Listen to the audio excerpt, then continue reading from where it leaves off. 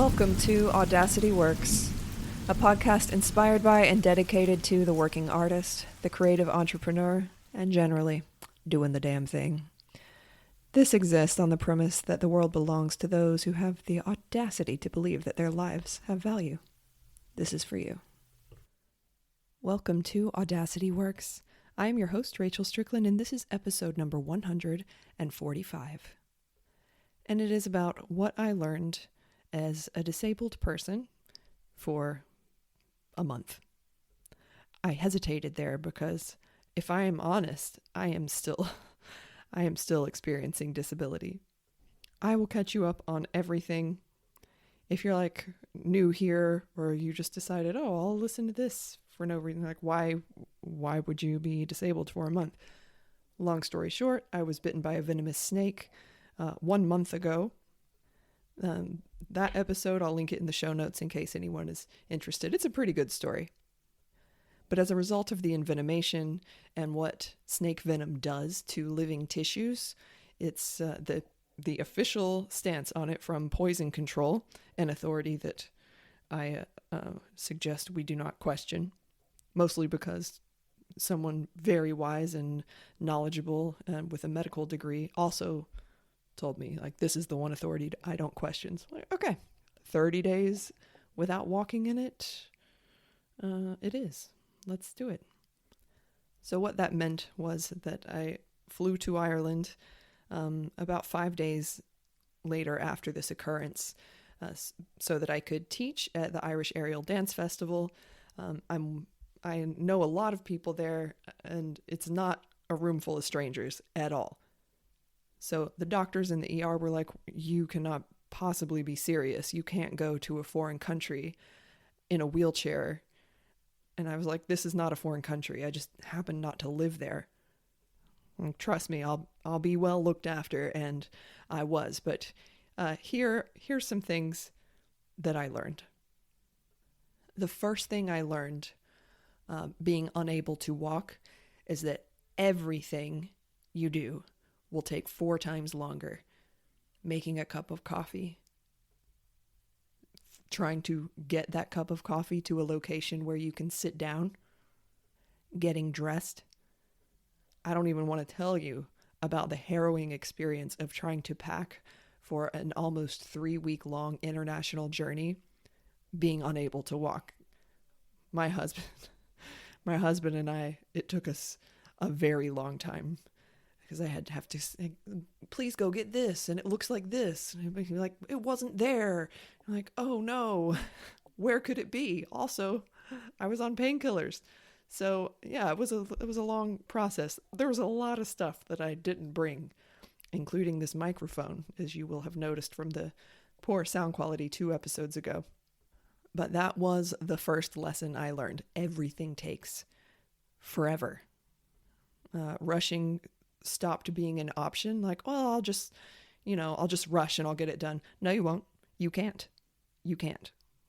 And of course, this is a double-edged sword. One, it's always uncomfortable to have your ability suddenly gone. Suddenly or not suddenly, it sucks. It sucks. And I want to recognize that I am fully aware, and have been the entire time, of the privilege and luxury that I had and that I still have, knowing in all likelihood this is temporary. So let's talk about airport travel, okay? If you need a mobility aid, like a wheelchair, to travel through the airport, and if you're traveling alone, then what you do is you request an SSR at the desk when you check in and give your luggage to what do we call the people behind the flight people? I don't know what to call them. The agents, there you go. And you can request it beforehand online, and SSR stands for Special Service Request. And that means you need someone to come collect you in a wheelchair, take you through security, take you to your gate, etc. So I had an SSR already, and we went in, and I did travel with my crutches. That was the only mobility aid I had that the hospital gave me. knowing that Paul Thompson had rented a wheelchair for me for the extent of the time that I was in Ireland. So I knew that that was coming. So fun thing about airport wheelchairs you may not have realized is that you cannot wheel yourself in an airport wheelchair. Someone has to push it from behind. And if you're not traveling with a companion, which I was not, that person has to be an employee of the airport. Now, Charleston is a pretty small airport. I wasn't expecting to have someone, like right there, right away at my beck and call. And that was true. What they do is they bring the wheelchairs and they collect the people, and then they line them up facing security and wait for the next available agent. So sat there for a while. You get wheeled through security. That part is a lot faster than usual. And then he wheeled me to my gate. I was there 2.5 hours early because I didn't know what it was going to be like, And then he parked me near the gate and waved at me and walked off. I'm like, oh boy. Now I get it. Like I cannot expect an employee to be at my beck and call and available to push me around the airport for 2.5 hours just because I got there early. But it was quite a moment. I'm like sitting there in this chair that I can't move by myself. I'm like, oh, okay. Right. Good thing I don't have to pee really bad. And something else that was just very, very lucky for me was that I was somewhat ambulatory because I had my crutches with me. So I could get to the bathroom and I could get back to the chair. And this is the privilege of being able-bodied when you are able-bodied, is you don't think about things like this. You see someone being wheeled around in the airport and you're like, oh good, they're taking care of them. And it's never once occurred to me that they might just get wheeled somewhere and left for hours. My flight was also 2 hours delayed, so it was a long time. And there was another elderly woman in front of me, also in one of these wheelchairs. So we formed a secret society. And it was so sweet and quite tender because the last two people that could actually do anything for each other was each other, but we looked after each other. And she'd be asking me do you need anything? Are you okay? No, I don't need anything. Just glad that you exist. So there's this really interesting dichotomy because by and large, people are kind. And they do look after you. Also, they got shit to do. Both things are true at the same time. Now, I felt particularly prepared to fly because my good friend Alec Stoddard, he saw this coming from a mile away, and he had sent me some resources ahead of time to know my rights, knowing that I would need mobility aids on the plane to get on and to get off. They wheel you down the airway, but then to get on the plane, that's all you. And then you're just sitting there holding your crutches. So what Alex sent me was the Air Carrier Access Act. And he just prepared me that if anyone asked to ask me to sign a waiver because in case my crutches got damaged, to refuse that. I will link that document that Alex sent me in the show notes. It's really, really good to know because as Alec pointed out to me, ableism functions by people not having information, as well as the energy and resources to advocate for themselves. I was very grateful to have this information right off the bat. I didn't encounter anyone that asked me to sign a waiver when they took my crutches, but I was prepared in case they did. And now we come to how every airport is different, right? And every city is different. Every home, every building is going to be different in terms of its accessibility. And guess where my layover was? It was in Newark. So when you are When you're using a wheelchair, you're the first on the plane, right? You're also the last off. So don't be having any tight connections. So when I got to Newark, I sat there, I waited my turn, I knew everyone got off the plane, and then the staff left the plane, and then the cleaners entered the plane. I'm like, excuse me, is there not a wheelchair that has been called? And they tried to source one for me. It was a while. I was there for quite some time. They're like cleaning the plane, and then the new crew for the next flight arrives, and they're like, what are you doing here? I'm like, I'll be waiting. That's what. So finally they did get a wheelchair for me. Apparently, some of the staff at Newark, they were very kind. They're like, it's just kind of hit or miss here. I'm like, good to know. Good to know. So when they did get me a wheelchair, this is funny. I got into the wheelchair, and she's trying to wheel me off of the airway, and the door is locked because it's been so long that they've shut the door to the airport, and she can't get out. It is a locked door. So there's this tiny window, and this poor woman's like tapping on this tiny square piece of glass, like, excuse me, we need to get out, please. So I have never been a patient person. It's not a virtue of mine, but I learned it real fast. It wasn't her fault. I wasn't annoyed at her. I wasn't annoyed at anyone. You just sort of like have to accept things are different when you're differently abled. And to an extent, I just knew I was going to have to roll with the punches. Now, landing in Dublin, that was no problem. There was someone waiting for me. They took me to baggage claim. They rolled my bag alongside the chair and like didn't leave me until I found Paul Thompson, who was waiting for me at the airport. Thanks, Paul. So, a fun story. My first stop in Ireland was Paul delivered me to the train station where Samantha Dean, what's up, Sammy Dean? Sammy Dean was waiting for me, and we had already planned to go to Galway together because our friend Adam O'Keefe was premiering his film at the Galway Film Festival, and I really wanted to be there for that. At this point, I do have my wheelchair, and it had occurred to me the day before, the Airbnb that me and Sammy had rented together, we didn't know if it was accessible or not. So I had written to the owner to explain the situation. He wrote back saying there were, I think he said 4 half flights of stairs. I'm like, okay, so it's on the second floor. He said, I hope that's going to be okay for you. I'm like, it's not the best, but there's nowhere else because Galway is packed at that time of year.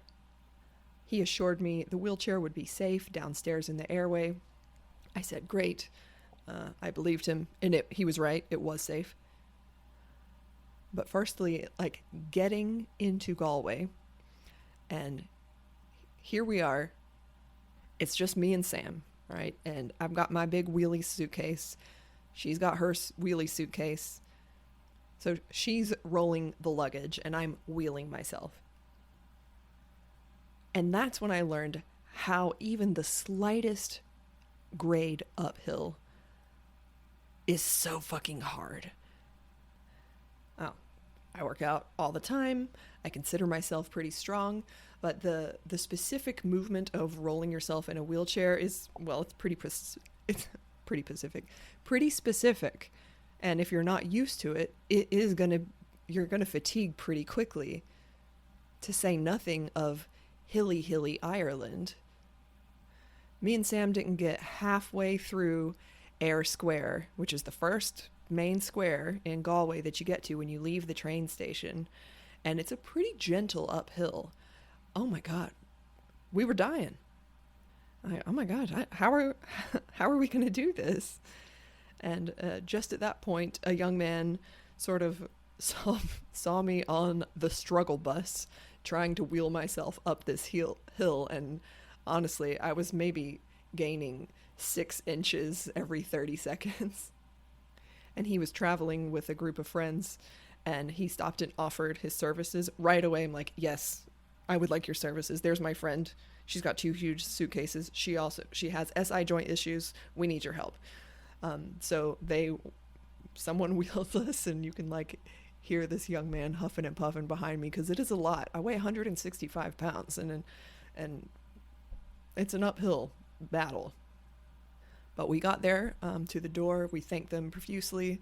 They went on their way. And that's when me and Sam learned that 4 half flights of stairs was not at all the case. It wasn't on the 2nd floor. It was on the 4th floor. Like, okay. By now, my poor little snake bit foot is so swollen. It's not exactly painful, but it is throbby, and I know it needs to be elevated, so I needed to go lay down, take a pill, elevate my foot, and that's what I did. There's just so many things that I've taken for granted throughout my life, like the ability to pop downstairs, to like see what the weather's like outside. You can't pop downstairs when going up or downstairs from the 4th floor is going to take you a significant amount of metabolic resources as well as time. There's no popping out anywhere. So yeah, normally what I would have wanted to do is drop my things off at the Airbnb or the hotel or wherever, and then just go walk about, because I've spent a lot of time in Galway and it's a special place to me, and I would have taken myself on a nice trip down memory lane. It was pretty clear pretty quickly that wasn't going to be an option. I mean, I knew I couldn't walk, but seeing how difficult it was to roll myself up hills, like I'm not going to take myself for a wheel either. It's just too hard. But that was fine. The thing that I really wanted and came there to do was to go to the film festival, which I did. And there was a lift inside the theater. It won't come as a huge shock that accessibility is much improved in Ireland from what I had experienced even in my brief time being in the wheelchair in the United States. You also have to remember that Ireland has been home to people for a very long time. I mean, everywhere's been home to people for a very long time, but like, they got old stuff there, old roads, cobblestone streets. You see where I'm going with this? When you're using a wheelchair, the world starts to be made of ramps. You start to see them everywhere you go, because these are the paths that you can take. These are the shops that you can go into. These are the restaurants that you can eat at. Now, one of my favorite things to do is in Ireland is to have a Guinness at a real Irish pub. Not one with fucking American music playing, like an old man Irish pub. The kind that has that smell. You know what I'm talking about? I hope you do. Luckily, the after party for the film festival was at such a pub. I'd actually been to that pub 20 years previously with my mother when she came over to visit me after my study abroad program. It's called A Hole in the Wall, and it's a great pub. I was excited to see it again after so many years away. And that's when I learned real fast just how disruptive a wheelchair is in an Irish pub, in a building that's at least a couple hundred years old. These spaces are not built for wheelchair users. But like, wheelchair users like Guinness too. Now at that point, we had, me and Sammy's party had been joined by Kat Doherty, my festival wife, and Jim Daly, half of the husband-wife team that is Fidget Feet, the Irish Aerial Dance Festival, and the IACC. So I had a lot of helping hands around me. But I can't illustrate to you how quickly you realize how disruptive your presence is in a place. And you're like, I got to get outside. I knew there was a courtyard or like a beer garden to this pub because, like I said, I'd been there many years before. Like, I'm just going to go park myself outside and stay there. To say nothing of like actually being able to get out. So there was a double door at the far end of the beer garden that looked like it would open. So me and Sammy and Kat, we kind of put our heads together and we're like, okay, this is our escape route. If we need to leave, we're leaving. We're not going through the pub. We're going out that door. We're just going to open it. We're not going to ask for permission. So we had a plan, and that is indeed how we left at the end of the night.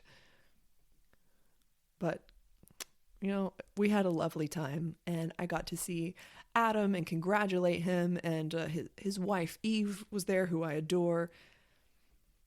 So yeah, I realized, no, I'm not gonna go to any more pubs, but I'm gonna enjoy myself while I'm in this one. So from there, we went on to the festival. More helping hands than you could ever possibly ask for.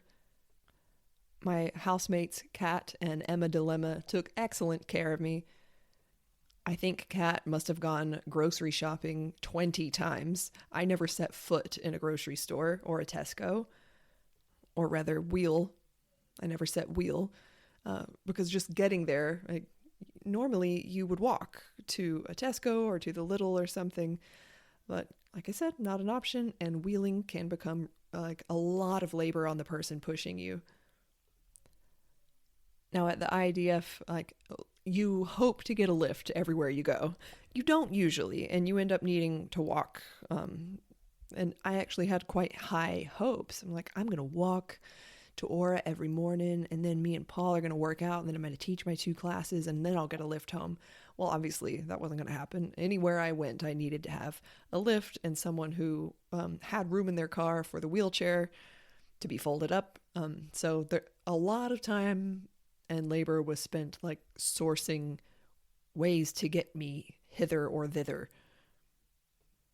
And like I said, with that many pairs of helping hands, it wasn't an issue most of the time. I only had to take a taxi twice the whole 2+ weeks I was there. I also learned the joy of a smooth floor, particularly after the cobblestones in Galway, and how necessary it is to have a clear path. Now, the Aura is a huge room, and there were over 90 aerial points installed. There were classes going on all over. So when class was in session, it's a very busy space. And I will never look at a studio space or a busy space the same ever again, because much like I said, the world becomes made of ramps, and you need to know where your pathways can be. A stray book bag that someone's left, or a water bottle that's been just placed in the middle of the floor, can suddenly become like the obstacle that prevents you from getting to the bathroom or not. And you learn to eyeball things like the very small increase in height that a doorstop becomes a barrier, because you can't get over it by yourself. You have to have someone come behind you and push the pedal on the back of the wheelchair and push you over it so that you can get into the door. And you learn to eyeball these things. And let's talk about fire doors. Yeah, fire doors have to remain closed. That's the whole point of fire doors. They're very heavy. And in the Aura, they are fucking everywhere. Everything's a fire door. To get to the disabled toilet was always 2 sets of fire doors. And sometimes they open out, sometimes they open in. There's not one of those buttons that you can push. So you learn how to navigate that stuff. If you pull in this such a way, and then you can sort of scoot yourself through the door. And it's awkward to learn. And if there's someone nearby, they'll always hold the door open for you. And there's someone nearby about 50% of the time. But I developed systems for opening those heavy ass doors and scooting myself through. Almost like playing a video game. But one of the other things I learned was just how many activities were not going to be open to me. Take the sauna, for example. It's a favorite pastime. They have a lovely sauna and a steam room at Aura. You just pay €6, and you can go in and use it. But that was not going to be possible in the wheelchair. To say nothing of the reason that we were all gathered there together in the first place, which was aerial dance and physical art forms. And a lot of people asked me in the first week, you're like, well, why don't you could do some bungee in a harness? And you're like, you could probably do sear wheel with 1 foot. No, I can't. And these comments were totally well-meaning, but I had already made up my mind, and I knew that if I gave myself an inch, I would cause damage because I was not supposed to be putting any weight at all. And even if you have the best of intentions, if you put yourself in a harness and bounce around, you're gonna land on the other foot at some point. And I will confess that it is lonely to be the one person that can't participate in the activity that's drawn everyone from all over the world together. It's still, I mean, I don't regret anything. I'm so glad that I went. I'm just confessing, like, yeah, that's lonely to be the one person that can't participate. Also, other people who are disabled seek you out and talk to you and share their wisdom with you. And they'll check on you, and you check on each other. And this happened throughout the entire time. And this is where I want to bring up a reason that I felt really privileged, on top of the reasons that I've already mentioned. And one privilege that I had being in this wheelchair was not only am I well known in this festival, and I do have name recognition, but I'm in a fucking wheelchair. It's extremely obvious to anyone looking at me that I'm in a wheelchair. And I spent a lot of time thinking about invisible disability and how prevalent it is. Like I said, a lot of my disabled friends reached out to me, gave me resources and support, and most of them are invisibly disabled. They have autoimmune diseases or they deal with chronic pain, but to look at them, they don't look, quote unquote, disabled. So it's not obvious that they might need concessions to make spaces available to them. I spent a lot of time thinking about my best friend who has a severe spinal cord injury. And as spinal cord injuries go, she got really lucky because she's not paralyzed. But she is severely disabled. And you would never, ever know to look at her. And there's another side to this, which I think is really interesting, which is that my best friend is extremely beautiful by conventional beauty standards. She's also very friendly and always like megawatt smile, okay? And then there's all these other like hidden societal axioms, like how people treat beautiful women in the good ways and the bad ways, and they never realize they're dealing with someone who is in chronic pain with a severe disability. This experience has made me so aware of how unaware I both was and am. I'm not even going to call it eye-opening because I don't think that I had enough lived experience during that time to say that my eyes have been opened. It's more like I just realized my eyes were closed. I didn't even open them. I just realized they've been closed the whole time. And that's really what I'm coming away from this experience with, is just how much I don't know and haven't been aware of. For example, a couple of years ago, again, my good friend Alec Stoddard. Alec, you're amazing. Did you know? You are. He sent me a document on best practices to make your website, your online presence accessible, including description, I'm leaving all this in. I'm not perfect. Including descriptions of images for people who use screen readers, and one particular detail that I now cannot unsee. I see it everywhere, which is that center-aligned text is extra cognitive load, particularly for people who are neurodivergent. And now, every time I see center-aligned text on a website, I just, I notice it. I'm like, oh. And they're right. It is extra cognitive load. You know, I'm going to put a link to that document, compliments of Alec Stoddard, into the show notes as well. for anyone who is interested in making their online representation more accessible so that more people can benefit from how awesome you are.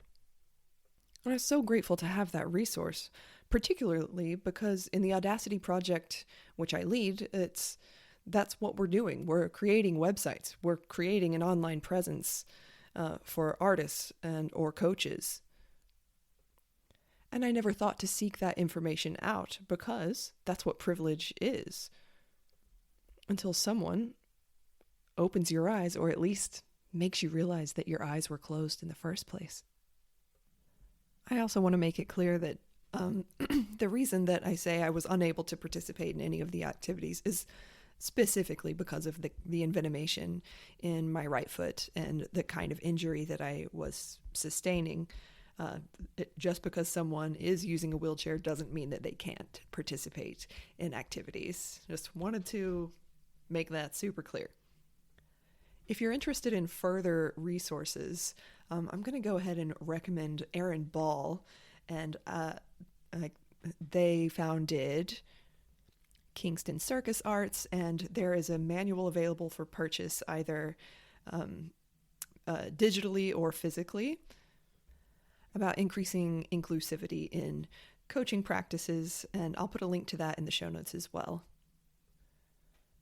Personally, where I am right now is injured from the wheelchair, which is not unusual.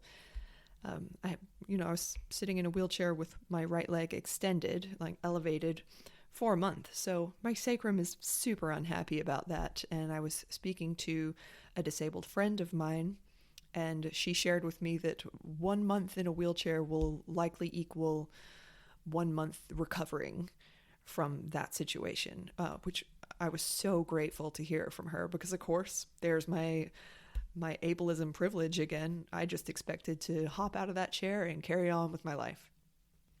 My friends, she did not hop. But I am, I'm seeking care. I've got great friends who are physical therapists. I have an appointment with an orthopedist next week to get some imaging done, make sure there's no disc involvement, yada, yada. I'm going to get to the bottom of this, and goddess willing, we'll be hopping again in due course. I guess I had a lot to say, huh? This is a long episode. But I want to thank all of my friends and all the helping hands that were there for me at the Irish Aerial Dance Festival and in between, and most especially to Manflesh. I was going to mention what it's like to receive so much help, but that is enough for a separate episode. So I think that's what I'm going to talk about next week, because otherwise I'll just be talking for another 15 minutes. Seems like it should be its own episode. It's such a thing. So stay tuned next week for that. And if you are in the airport and you see someone chilling by themselves in one of those chairs, if the chair is supplied by the airport, remember that they can't move that chair by themselves. And maybe you just pop over and ask them if they need anything. And thank you to the young woman in the Charleston airport who did just that and is the reason that I ate lunch that day. If you have requests for future episodes, you can reach me always on Instagram at Rachel Strickland Creative or on Patreon at Rachel Strickland Creative. This podcast is powered by Patreon, and so am I. So thank you so much to my patrons. If you are interested and able, you can join for as little as $1 a month. And I would be very happy to help you. To have you there in that space. Because this version of who I am, as well as this podcast, would not be possible without it. So thank you so much. So here's to you and here's to me, my friends. And if we can't cheers to our eyes being open, we can at least cheers to realizing that they were closed in the first place. So here's to open eyes and the splendidness of learning. Don't go back to sleep.